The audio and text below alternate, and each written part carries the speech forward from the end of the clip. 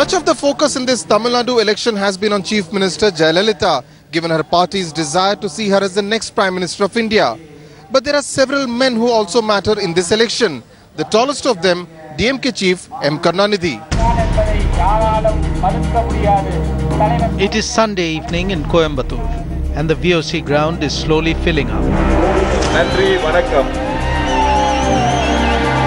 The succession battle within the Karunanidhi family over who gets to control the DMK having been settled in favor of younger son Stalin, the spotlight is now firmly on father and son. On stage, disgraced former Union Telecom Minister A. Raja is selling a story of his innocence to the 2G ignorant crowd. But it is only when a scriptwriter Karunanidhi delivers a melodramatic moment that the crowd comes alive.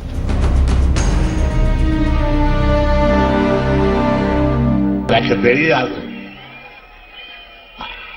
ஒருவேளை இதிலே நான் கலந்து கொண்டிருந்த கடைசி தேர்தலாக கூட இருக்கலாம்.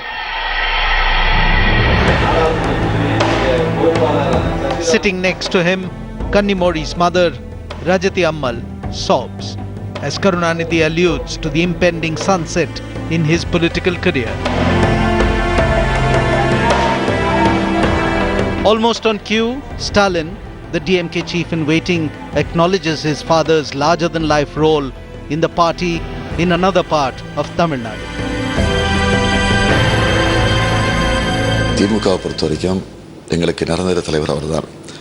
எனவே அவரை பொறுத்தவரையில் இது கடைசி தேர்தல் என்று அவர் சொல்லியிருப்பது உள்ளபடியே அது திராவிட முன்னேற்ற கழகத்தில் இருக்கக்கூடிய எங்களை போன்றவர்கள் ஏற்றுக்கொள்ள முடியாது. தொடர்ந்து அவர்தான் ஒவ்வொரு தேர்தலையும் சந்திக்க இருக்கிறார். அவர்தான் எங்களை வழிகாட்டப் போகிறார். அதுதான் உண்மை. One of the senior-most politicians in India today, Karunanidhi is respected and envied for his political acumen. He realizes he faces one of the toughest challenges of his political career now. He brought defeat, humiliation and ignominy upon himself by allowing his family and party men to run riot between 2006 and 2011. With allegations of nepotism and corruption laying out a red carpet welcome to Jayalalitha to reclaim the throne at Fort St. George. No wonder his love for his family is the object of ridicule.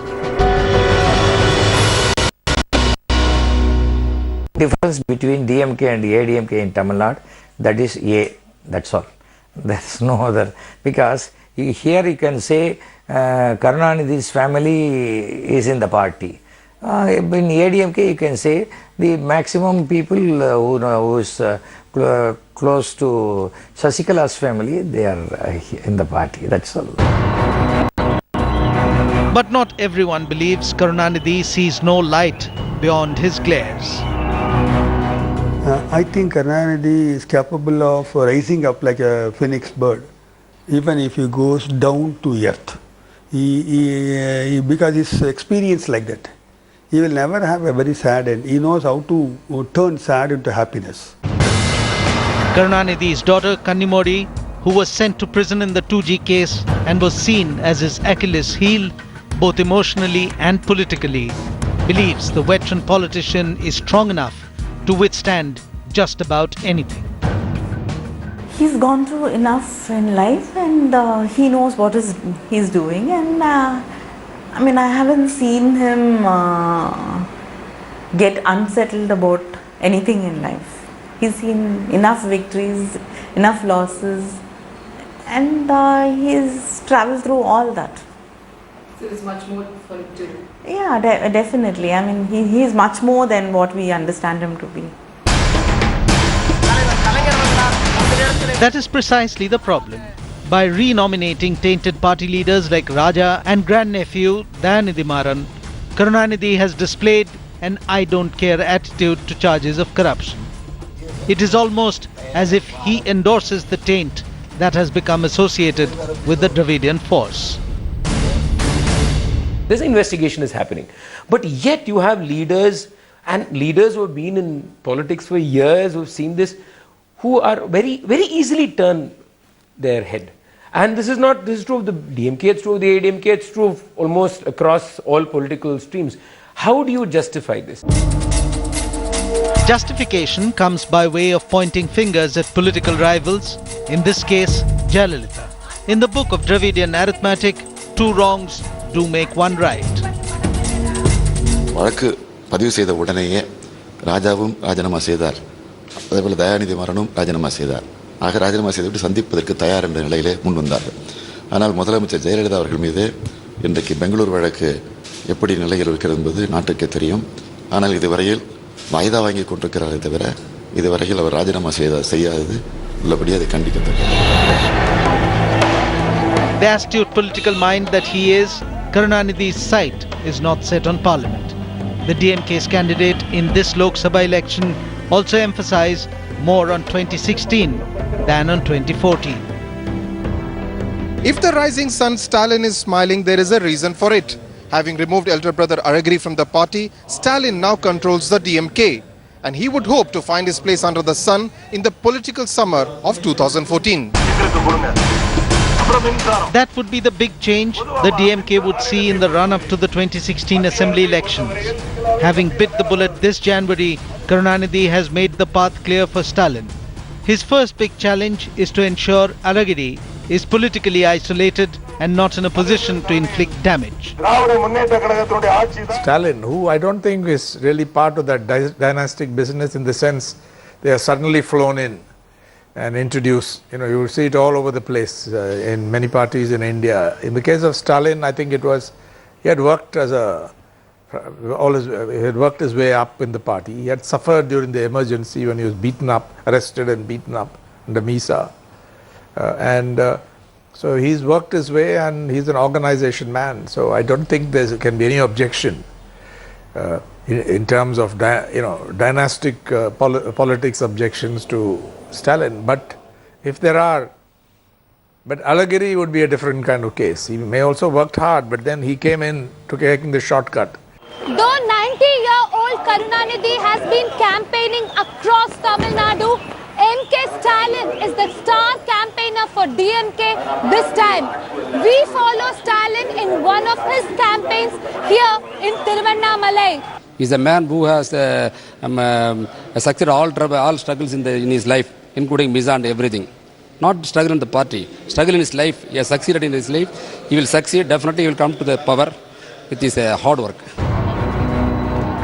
Stalin, having suffered Tamil Nadu police brutality during the emergency, is part of DMK folklore.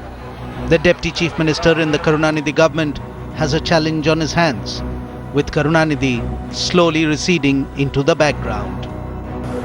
2014 polls are like a semi-final battle for MK Stalin. The Talabadi, meaning commander as he is called by his party men, MK Stalin is likely to be declared as the leader of DMK by 2016. Yes, definitely. He is the future for the party. I mean, nobody can deny his work, his role into the party, the kind of hard work he has put in and how much of effort he has been taking to take the party forward, to keep the party united, to keep the cadres happy. So I think he rightly deserves to be in that position.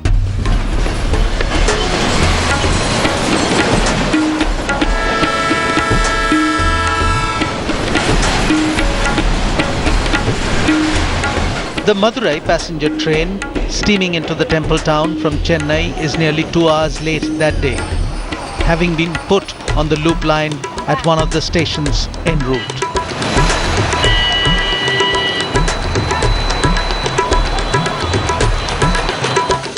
Metaphorically too, Madurai and Alagiri have been put on the loop line by Chennai Central, that is Stalin.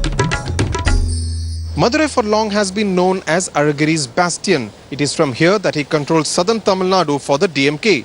But these elections are going to be different, with Dad Karunanidhi showing his elder son the door. At the vegetable market in the heart of Madurai, Selvaraj, a coconut seller, says the city is relieved Alagiri no longer calls the shots. இந்த DMK பத்தி உங்களோட அபிப்பிராயம் என்ன? அழகிரி பத்தி உங்களோட என்ன opinion? இல்லை, முதல்ல ஒரு 2 வருஷத்துக்கு முன்னாடி, 1 வருஷத்துக்கு முன்னாடி ரொம்ப பயந்துக்கிட்டு இருந்தாங்க பொதுவாக மக்கள்லாம். அந்த பய உணர்வு ஓரளவு கிடையாது. ஆர்ட்ட பயம் இல்லை, பொதுவாக வந்து அவர் அழகிரி அண்ணன் பேரை சொல்லிக்கிட்டே ரொம்ப பேர் இது பண்ணிக்கிட்டு இருந்தாங்க. இப்போ அந்த பயம் ஓரளவு கிடையாது. இந்த அம்மா வந்தாக்கா நார்மலாக இருக்குது. ஆனால் விலைவாசிகள் வந்து Madurai has for long been associated with rowdies on the run, an image that has stuck with Aragiri and his men as well. Even within the family, he was seen as the enfant terrible, constantly blackmailing his mother and father emotionally. But then, see, the interesting thing is the person who is falling apart from the party, he is holding on to the father. That is his anchor. So if he falls, perhaps he has to pull his father down as well. So it's a paradox. Though Stalin has managed to chip away at Alagiri's support base in South Tamil Nadu, and many of them have actually moved over to his camp, what he has not managed to do is to cut the umbilical cord of affection that his brother has with his supporters.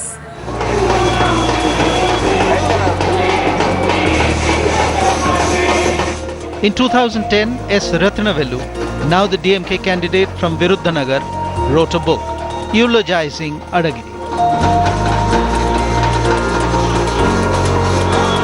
But he was quick to see the writing on the wall. Once Adagiri fell from grace, he decided to sail with Stalin and was rewarded with the ticket to fight the Lok Sabha election. But though Adagiri is politically a persona non grata for anyone who is in the DMK, the desire that the two brothers patch up remains among many in the party. Would you take steps to patch up between Aragiri and Stalin also? I am very small. But our leaders, they will do it. I am very small. But I wish that should happen. Likewise, V. Velluswamy is now contesting the election from Madurai. Another one of Aragiri's followers, Velluswamy, is doing a tough balancing act. Family issue, it is entirely different from this. My only question is, do you see, because Aragiri is going around telling people not to vote for the DMK, will that affect your chances is what I'm asking? Myself, he didn't say anything because I was with him. I was the friend of Mr. Alagiri. I was working under him. That's why he don't want to say anything about me. Still his friend? He is my friend. He is my son. You would want him to come back to the DMK? No, don't say that. It is not my work. It is the work of our leader. That's why he has to decide everything. What can I do in this? But returning to the DMK is not an option that Adagiri is considering. In true Sherlock Holmes style, the reason for that is elementary. Adagiri does not think he's out of the DMK. Yeah, but Adagiri himself had told, who is the people there to throw me out? I am in the DMK. So the question does not arise at all.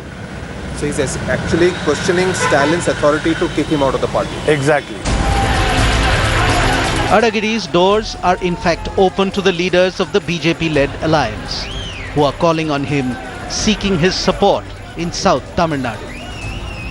Among them, H. Raja of the BJP, who is contesting in Sivaganga against Union Finance Minister P. Chidambaram's son, Karthi.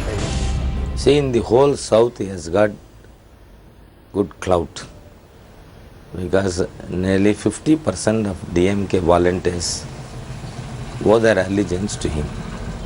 He was the zonal secretary of this area. BJP is in a desperate situation, being a very minor player.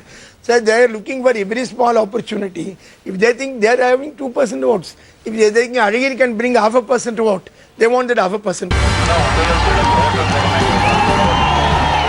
But Stalin's task is cut out not because of what Adagiri can do this month. The challenge for him will be to seek a positive vote for his party rather than wait for the people of Tamil Nadu to deliver a negative verdict against Jayalalitha. The DMK's weaknesses remain weaknesses. The DMK's strengths are not going to be diminished because of this unseemly fight, because Alagiri has been marginalized. It happened during the last assembly election when his fortress was smashed by the AIDMK, and he's not recovered from that. For now, even as Alagiri speaks of rescuing his father from the clutches of undesirable elements in the DMK, one thing is for sure. In the unending soap opera starring the DMK first family, this is just another Kahani mein twist.